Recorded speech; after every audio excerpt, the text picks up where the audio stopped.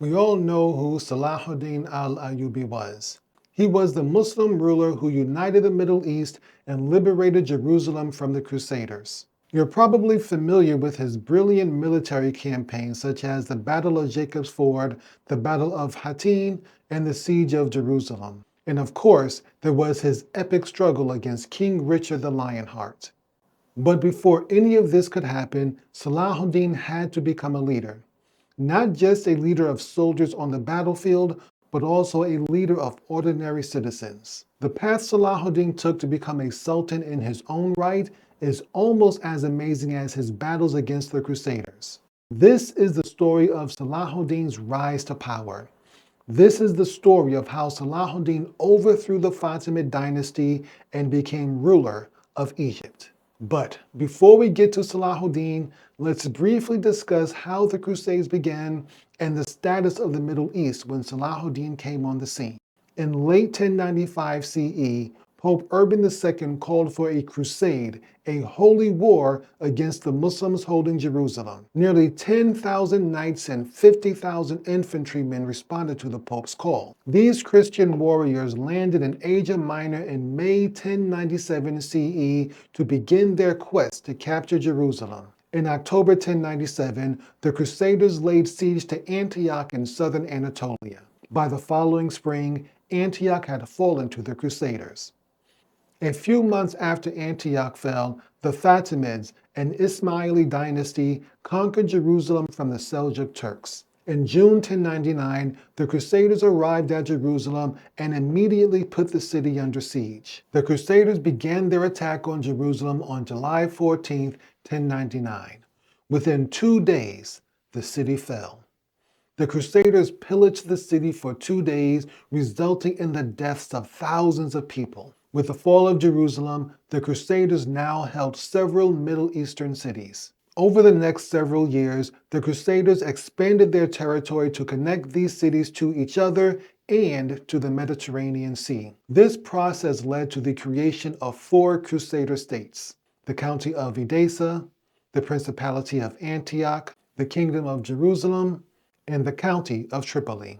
For the next 4 decades, the Muslims of the Middle East did very little to challenge the Crusaders. There were some successes, such as the Field of Blood in 1119. In this battle, the Muslims annihilated a Crusader force in northwestern Syria. But for the most part, the Muslims were unable to do anything about these Europeans occupying their land. Finally, on December 24, 1144, the Muslims delivered a major blow to one of the Crusader states. Imaduddin Zengi, ruler of Aleppo and Mosul, attacked and conquered Edessa, the capital of the County of Edessa. For the Muslims, this was a cause for celebration and prayers of gratitude. This was their first significant territorial gain since the Crusaders first arrived. In Europe, however, the loss of Edessa created shockwaves of panic and dismay. Pope Eugene III called for a new crusade to retake Edessa. This was the start of the Second Crusade. Imaduddin Zengi died in 1146 and was succeeded by his sons Saifuddin Zengi and Nuruddin Zengi.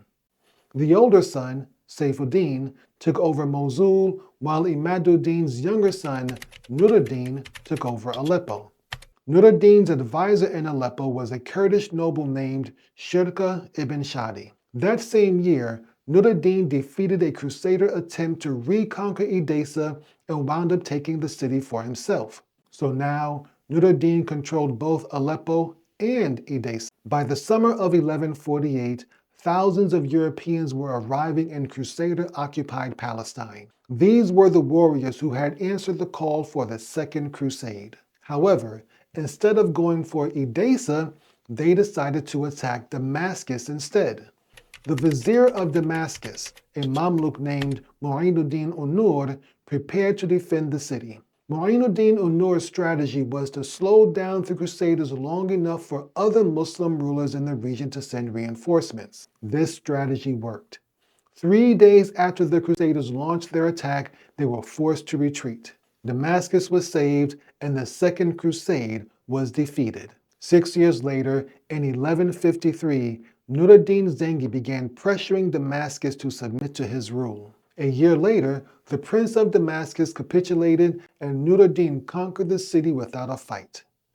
Damascus was now a part of Nur ad-Din Zengi's growing empire. Throughout this whole saga, the Fatimid Dynasty ruled Egypt from their capital in Cairo. At their height, the Fatimids, an Ismaili Shiite dynasty, had ruled over nearly all of North Africa, the Levant, and the Hejaz. However, by the start of the Second Crusade, the Fatimid Empire was roughly equivalent to the territory of modern-day Egypt. The Fatimid political establishment was infested with corruption, chaos, and political intrigue. Every Fatimid vizier from 1139 to 1160 was either assassinated, executed, or killed in a rebellion. The Fatimids who ruled over Palestine saw how dysfunctional and chaotic the Fatimids were and wanted to take Egypt for themselves. In 1164, the Fatimid vizier, Shawar ibn Mujir, was forced out of office and fled into exile. Shawar made his way to Damascus where he begged Nur ad-Din Zengi to help him return to power. Nur ad-Din agreed and sent his top advisor, the Kurdish noble Shirkuh ibn Shadi, with an army to help Shawar retake power in Egypt. Shirkuh ibn Shadi led an army out of Damascus in April 1164. He was accompanied by his 27-year-old nephew, Yusuf. Shirkuh's Syrian army quickly defeated the Egyptians and then occupied the town of Fustat just south of Cairo. The Fatimid Caliph agreed to reinstate Shawar as vizier, and it seemed like everything had gone as planned. But then, Shawar the vizier reneged on his promise to pay Shirkuh a third of Egypt's revenue. Shirkuh then turned his army against his former ally. Before long, Shawar the vizier had barricaded himself inside his palace while Shirkuh settled in for a long siege. Then Shawar did the unthinkable. He reached out to the Crusaders for help against the Muslims. King Amalric, the Crusader king of Jerusalem, was only too happy to help.